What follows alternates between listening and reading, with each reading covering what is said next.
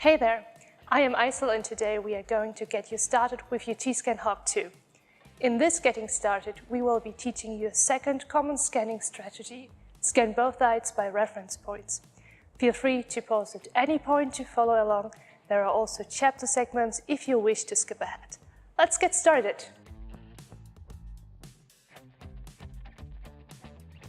For this second scanning workflow, I will use the same part as the first one, but now I would like to scan the top and bottom because for a lot of parts the material thickness is very important.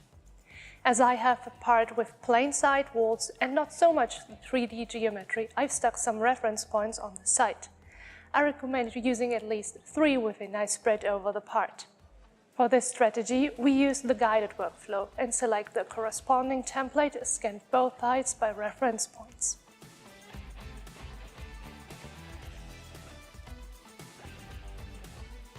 So, step 1 in scanning the object would be capturing the reference points, so we have the advantage again of not having unnecessary data.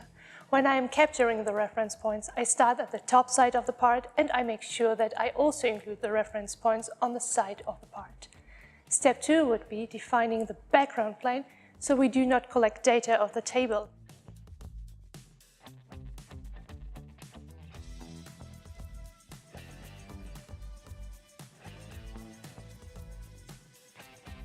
Now I can start scanning. With just one hit of the button on the sensor, we are able to scan the part from the top side. The T-SCAN Hawk 2 has blue lasers and a large field of view, so it is easy to generate a lot of data at once. I also use a rotation table to make my scanning strategy a little bit easier for this size of parts. This is just a manual rotation table, which will help me orient the part relatively to the sensor. By using this manual rotation table, I don't need to walk around the part or move the part around itself. If I think I have enough scan data from the top, I can press the Finish button here for scanning as I finish scanning the top side.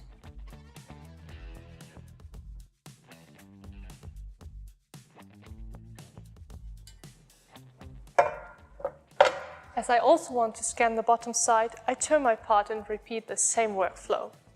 I have to be sure that I capture enough reference points on the bottom side and the side of the part so the software is able to know the relative position of the top and the bottom sides. It needs this data in order to transform both sides to each other. We also define a background plane which will be cut out in the scanning part.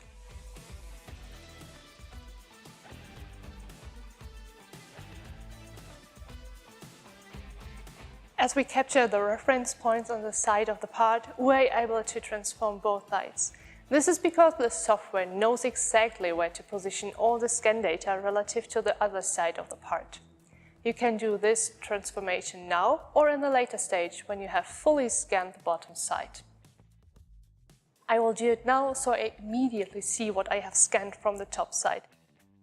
The software also gives you an indication if the transformation was successful. If you would not have collected all the reference points on the side, you wouldn't be able to transform the scan data and would need to collect the missed reference points.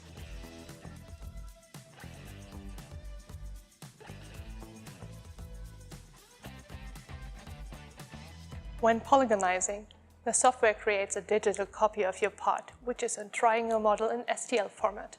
Without having scanned any of the background, we have generated a complete copy of your part, front and back. Now we are able to investigate the material thickness in an easy way. This will be explained in one of the other videos on hands-on metrology. If you have experienced anything different from what you've seen here, or if you have any issues with your T-SCAN Hawk 2, please reach out to us via support@handsonmetrology.com. For more getting started information, please check out our other videos. Thanks for watching and we'll see you next time.